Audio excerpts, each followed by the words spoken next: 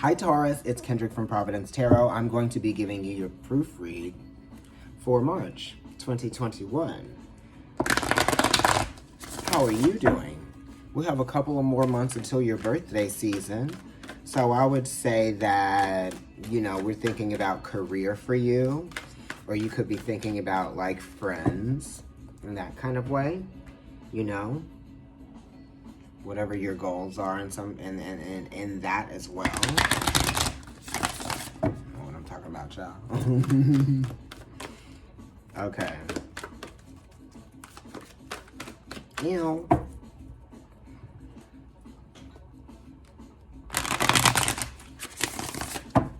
All right. Taurus, March 2021. Let's go.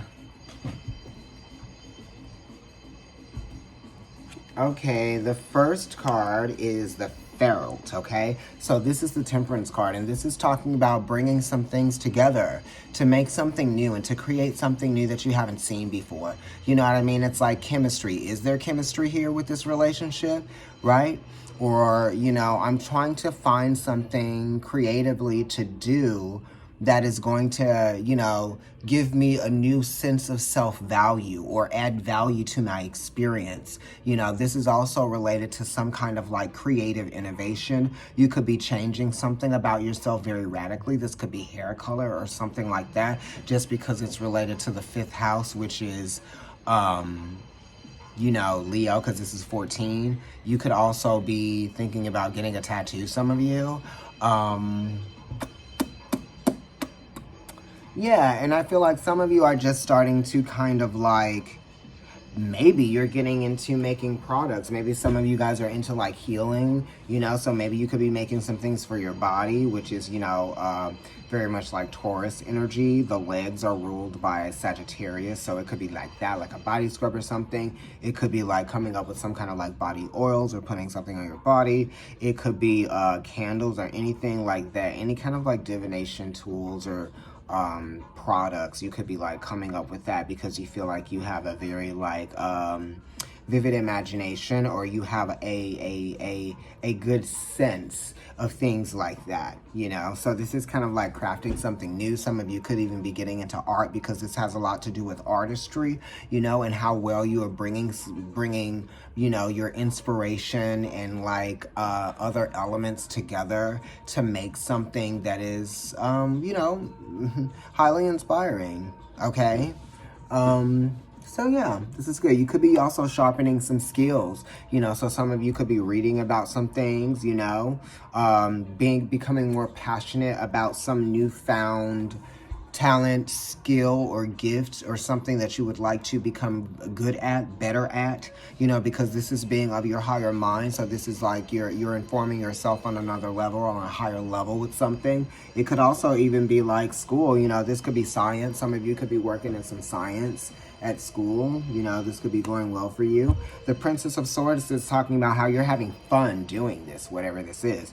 So this is going well for you right now. Let me see what the other card is. Okay, the King of Cups. Anyway, let's start with this Princess of Swords, which is the Page of Swords. So this Princess of Swords is saying that you're very inspired, it's kind of like you're interested. It's the new stages or the beginning stages of something,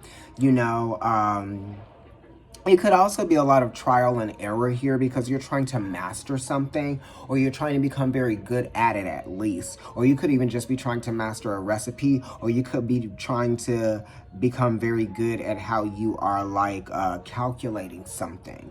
You know what I mean? This could be like the measurements of something. You could be trying to get like the dimensions of something right. Yeah. This could be a lot of things. This could be like, architecture. It could be a product, anything that you are making. You're trying to like have fun with it, and you're coming up with some new ways to design things or some new ways to present things. Make it just kind of like a new rebranding, you know what I mean? Because that's what the Temperance card also is talking about to me. Some of you are rebranding, or some of you are enhancing some kind of brand, or some aspect of what you do is being enhanced. And if it's at work, then you're just coming up with some ways to, you know, sharpen, spice, freshen things up with the creative team, you know, like that kind of thing. And that's always really good to do, you know. Put your skill and your wit and your imagination to the test, you know what I mean? And letting some untapped talents kind of like be shown or be exposed in some kind of way, right? Okay, so this is putting you in a place of emotional empowerment. You know, this King of Cups is related to the Four of Cups, which is, what is that? Which is Moon in Cancer. Okay, so this is kind of like finally becoming more comfortable with what it is that you're doing and how you're doing it. You know, there's a sense of effortlessness here. You know, you're emotionally connected to it, right?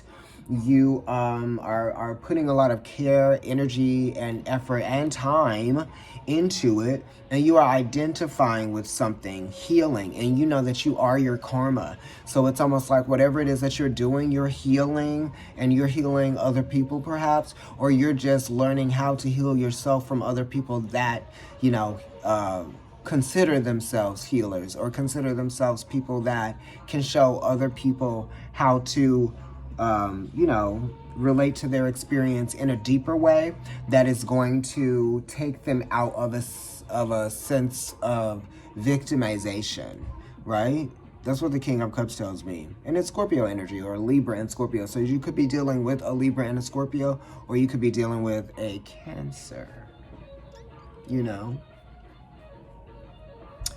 I mean, it could be an Aries or a Capricorn, but that's kind of pushing it a little bit further than I'm willing to explain, but listen to me. So yeah, and this is thinking about how you feel, or applying your you know, it's kind of like when the mind and the soul meet, you know. There's a high sense of creative potential here, right? That people can relate to in a deep way, you know. So you're relating to something in a deeper way.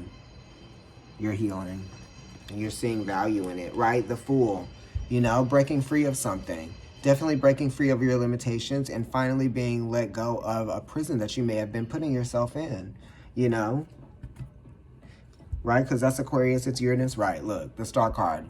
This is all you, and Uranus is in your sign right now, and Mars is as well.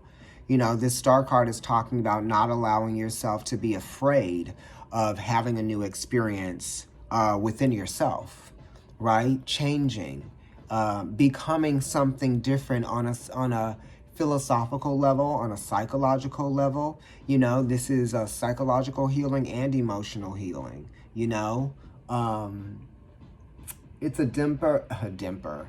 It's a watch your temper. It's a deeper understanding of how you were meant, you know, for you, how I was meant, you. How you were meant to relate to the things that you can't control in your life, but you want to understand a little bit more. You see what I mean? And there's power in that. And there's also a deep sense of letting go of something that you never owned before, or you never owned anyway, you know? Okay? And it's also talking about how you need time alone to gain further perspective, you know?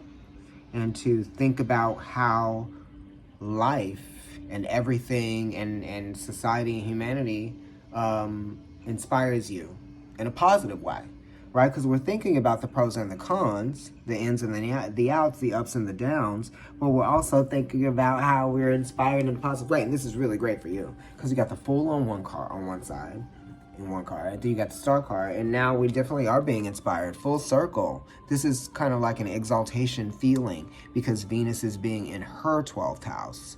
Not the 12th house, but her 12th house, if she originates in your sign, Taurus. See what I mean? Because Aries is the 12th house to Taurus rising, especially. So if you're a Taurus rising, this is really great. You know? This is really establishing yourself. This is really allowing people to see you for who you are, and them understanding that your passion, you know what you're passionate about, who you are, and you are your karma. And that's what an exalted planet in the 12th house tells me. You know, I understand my karma. This is also a marriage card, you know, establishing something in a very strong way, you know, a very strong sense of establishing something. All right, Taurus, work. Like, share, subscribe, comment on the video. Follow me on Instagram. It's Providence Tarot there. My personal account is NYC Kendrick as well. If you'd like to get a personal reading with me, email providencetarotkendrick@gmail.com.